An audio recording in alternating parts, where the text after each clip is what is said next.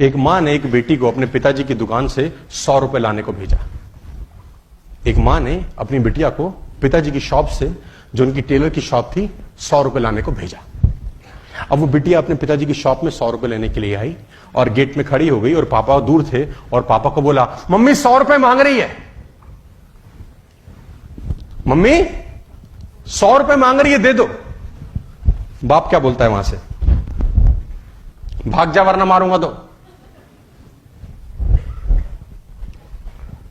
Get پہ کھڑی ہے, وہ تو ٹھیک ہے لیکن ممی 100 روپے مانگ رہی ہے.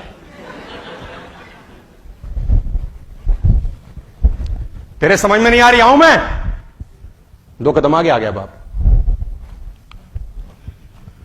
وہ تو ٹھیک ہے پاپا لیکن ممی 100 روپے مانگ رہی ہے. باپ ٹیلر تھا تو ہاتھ میں اتنا بڑا اس کے جس سے کپڑا میجر کرتے ہیں وہ ڈنڈا سا تھا, ڈنڈا لے کے آیا. تیرے کو سمجھ نہیں آ رہی بات؟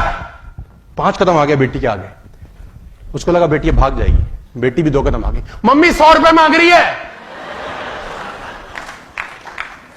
باپ نے ڈنڈا چھوڑ دیا, 100 روپے نکالے, لے میری ماں. اس کو بولتے ہیں سیلز. اس کو ایکچولی میں بولتے ہیں سیلز. نیٹورک مارکیٹنگ میں جو لوگ ہیں